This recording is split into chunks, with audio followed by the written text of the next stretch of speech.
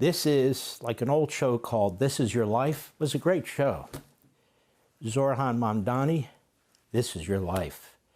No commercials, no PAC money, no campaign spin. We're going to cut right to the chase and explain to the people of America and the people of New York why you were a very dangerous man. And this Islamophobic victim stuff is a joke. No, you're a very dangerous man. There was a great piece in the Free Press by Olivia Reingold in July.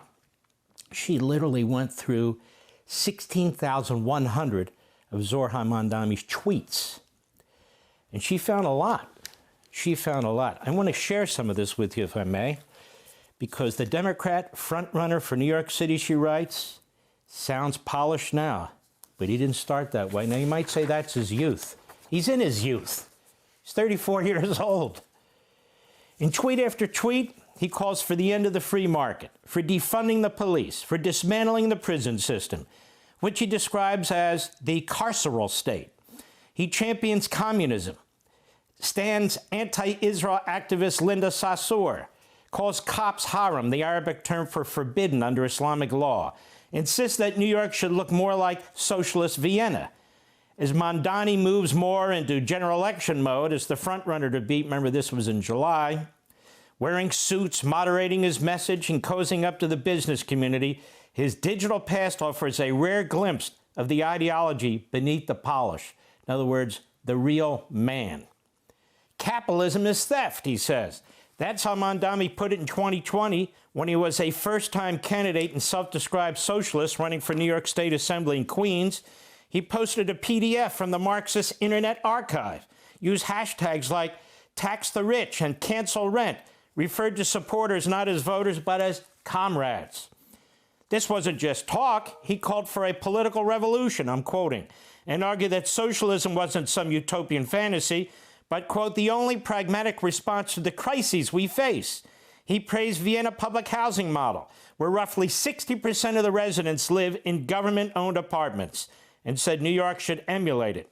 We want to move away from a situation where most people access housing by purchasing on the market, he wrote, and toward a situation where the state guarantees high-quality housing for all. Oh, really? But Vienna's housing system, widely cited by Mamdani, has been plagued by reports of rising rents, deteriorating buildings, and aging units without basic amenities like private bathrooms or central heating. But don't worry, it's free. But it's not. Quote, socialism doesn't mean stealing money from the rich, he wrote in 2020. It means taking money the rich stole from everyone else. In another post, taxation isn't theft, capitalism is. He hasn't disavowed those views. When asked on CNN last month whether he liked capitalism, Mamdani smiled. No, I have many critiques of capitalism, he said. If elected, Mamdani plans to expand the public sector significantly, making all bus rides free, opening a city-run grocery store in every borough, and offering universal child care. Gee, what could go wrong? We don't just need more accountability, we need fewer police. That's what he tweeted in the summer of 2020. At the height of the George Floyd protests, he wasn't subtle. Quote, defund the NYPD, he wrote during a week of violent unrest across the country. A month later, he laid out a 4-point plan to begin doing just that. Freeze hiring of the cops, cancel overtime, halt equipment purchases, and slash $1 billion from the NYPD's budget over 4 years to start, he added. In December 2020, he took his criticism a step further, calling the police force haram. Since then, and especially since Mamdani launched his mayoral campaign, his tone has shifted. On the debate stage, he said that police have a critical role to play in public safety. His platform no longer includes budget cuts. Instead, he proposes creating a new Department of Community Safety to handle gun violence and severe mental illness. May the light guide us to freedom, justice, and equality for all. That was Mamdani's Hanukkah post in 2023. He often posts greetings for the most major religious holidays, but only in his messages to Jews does he pair them with progressive political refrains, aka Marxism. His Passover message in 2020 struck a similar note, ending with the activist slogan, quote, until all of us are free. A few days earlier, he celebrated an endorsement from the Jewish Vote, this radical left-wing organization. affiliated with Jews for Racial and Economic Justice, which later described the October massacre by Hamas as neither justifiable nor unprovoked. At the time, Mamdani used the endorsement to affirm his opposition to anti-Semitism, but only while condemning Islamophobia and condoning the struggle for, quote, collective liberation, unquote. When he has posted about Muslim holidays or visits to various mosques, no such equivocation appears. No such lectures. When Israel suffered the worst massacre of Jews since the Holocaust, his first reaction was not to condemn the terrorists.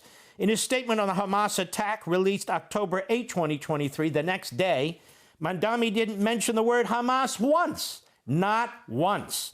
There was no reference to the Israeli women who were raped, the children who were kidnapped and killed, or the festival goers who were gunned down. Not a word.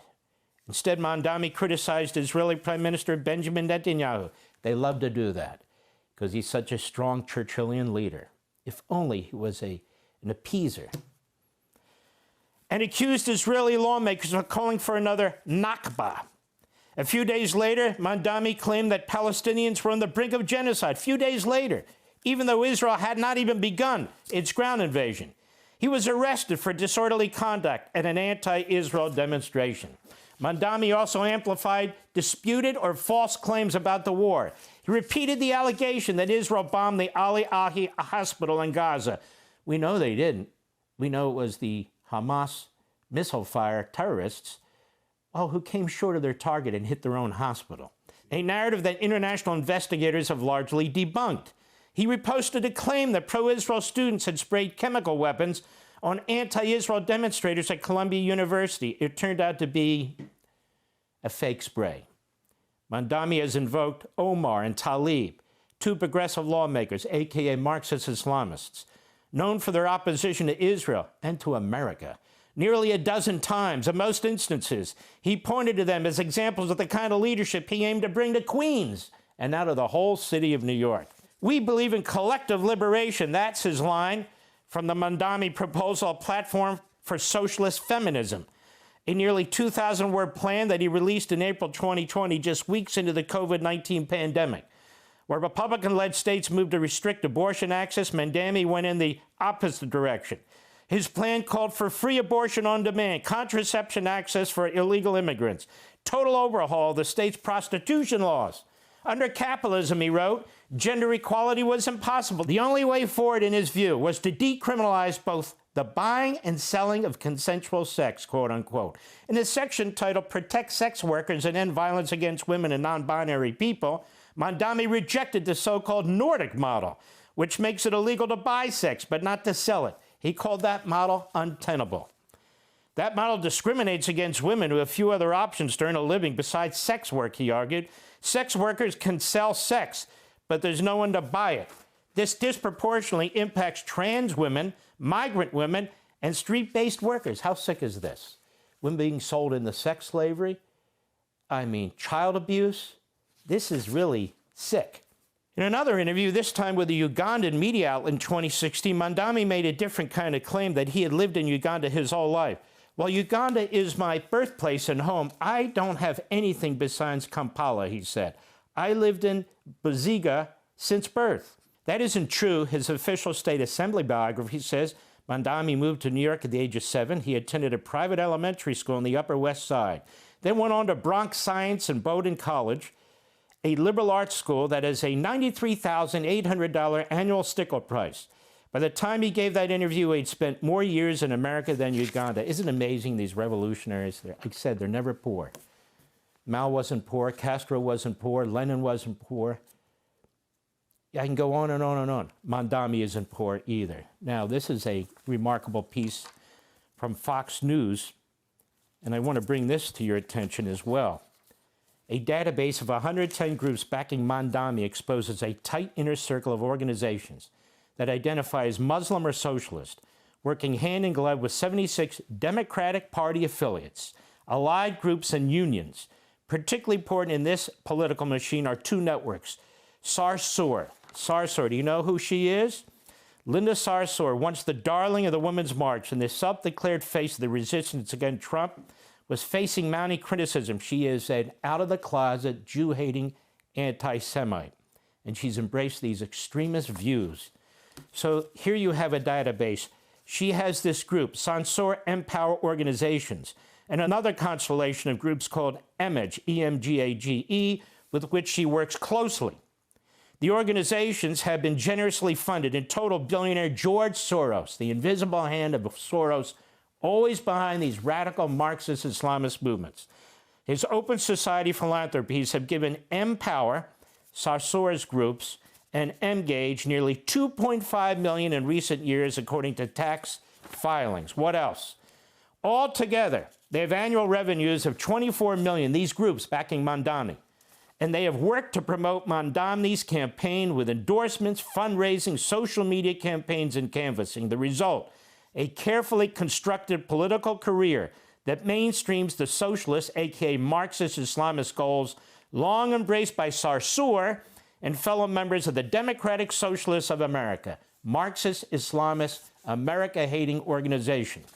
It's a machine that is expressing itself in races from New York to Virginia, Minnesota, Texas, and California, with Empower and Engage aligning with the Democratic Socialists of America and the Democrat Party to propel candidates who may share their views. And a campaign called Defend and Advance, MH Super PAC is pushing Mamdani and Democratic Virginia Lieutenant Governor candidate, who nobody's paying attention to, Ghazala Hashmi, as its star candidates. Engage's Defend and Advance's roster of supported candidates and office holders includes Dearborn, Michigan Mayor Abdullah Hamad. This guy is horrendous. I want you to know, as mayor, you're not welcome here. He recently told a Christian pastor who objected to a proposal to name a street in honor of a local man who had allegedly praised terrorist groups Hamas and Hezbollah. And the day you move out of the city will be the day that I launch a parade celebrating the fact that you moved out of the city because you're not somebody who believes in coexistence.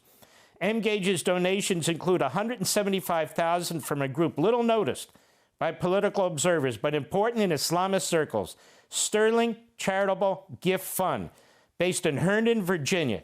It's part of a network of groups the FBI agents raided in 2002 as part of a wider investigation into the funding of Palestinian terrorist groups, including Hamas, in our country. Federal prosecutors ultimately didn't file charges against any officials at Sterling Charitable Gift Trust. Over almost a decade, Sarsour and her allies have orchestrated a network of well-financed and tightly connected socialist activists, radical imams, political organizers, and nonprofit organizations funded with millions of dollars by major philanthropies, including Foundation to Promote Open Society, the Ford Foundation, MacArthur Foundation, and the Tides Foundation. You might say the Ford Foundation, the MacArthur Foundation. MacArthur was a conservative insurance magnate. What happens is the left takes over these foundations where these guys put billions in, like the Rockefeller Foundation, the Ford Foundation, the Hewlett-Packard Foundations, David Packard and so forth. That's what they do. I've got a lot more. Stick with me. Zohran, this is your life.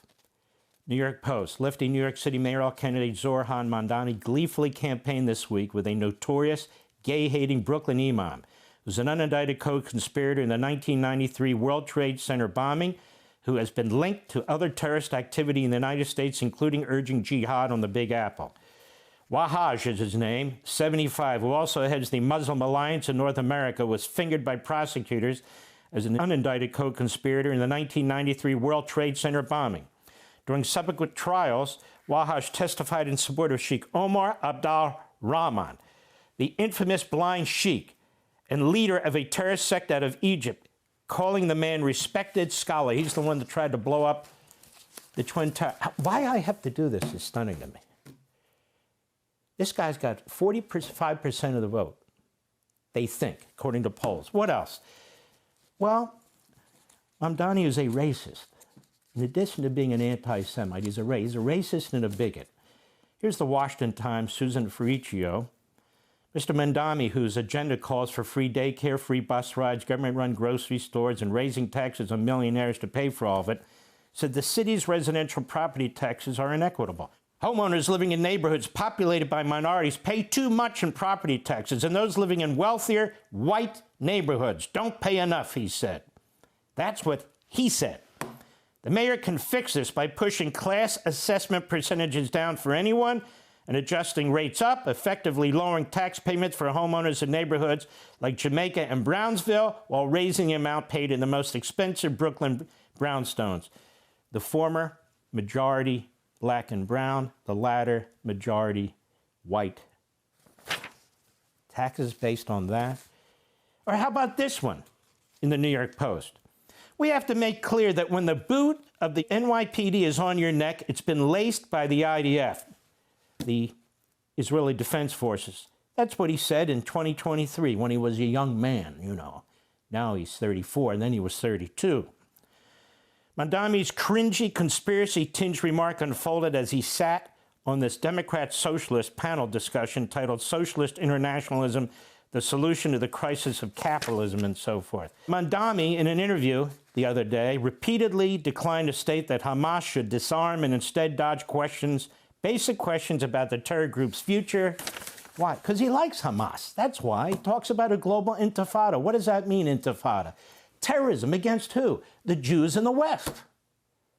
This guy's a crackpot. And worse. What else? He was elected to represent Astoria, Queens in New York State Assembly. He ran in New York. He's called for the Palestinian cause. It's central to my identity, he said. Except he doesn't want to get in foreign affairs. Except when it comes to Netanyahu, who he wants to arrest. We have Israel's right to exist. What? It can exist as long as it's not Jewish. He never says that about Muslim countries, does he? Oh, they can exist as long as they're not majority Muslim, where they push out the Jews and the Christians, you know, where all the slaughterings going on of ethnic minorities and so forth. No, it's Israel, you see, the Holy Land. And meanwhile, Arabs live there, including Muslims, Christians live there, Jews live there, all kinds of minorities. And under the Declaration of Independence of Israel, everybody has to be treated equally. So he talks about apartheid.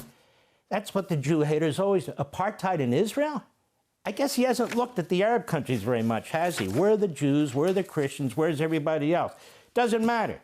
What else? Mamdani laments criticism following his globalized, the Intifada comments. Why are you criticizing him? You must be Islamophobic. And I can go on and on and on. What about his daddy? Why does that matter? Because he said it matters. His father is a tenured professor at Columbia University, and he's vile as hell. He said, with the Civil War, Abraham Lincoln generalized the solution of reservations. They herded American Indians in the separate territories. He said, for the Nazis, this was the inspiration. Hitler realized two things. One, that genocide is doable. It's possible to do genocide. That's what Hitler realized. Second thing Hitler realized is that you don't have to have a common censorship. He blames the United States of America for Hitler and for the concentration camps, and he compares Lincoln to Hitler. One other thing, what about his mother? His mother has been funded by Qatar for years and years and years. The royalty in Qatar supports the Mamdani race. How do we know? By their social media posts. And she has said this. She left India when she was 19 and has houses in Uganda, New York, and India, but internationally acclaimed filmmaker of Indian origin. He, meaning her son, he is a total Desi. Total Desi means total Indian. Completely, we are not Farangs at all. What's a Farang? We're pure Indians, we're not Westerners, we're not European, we're not American.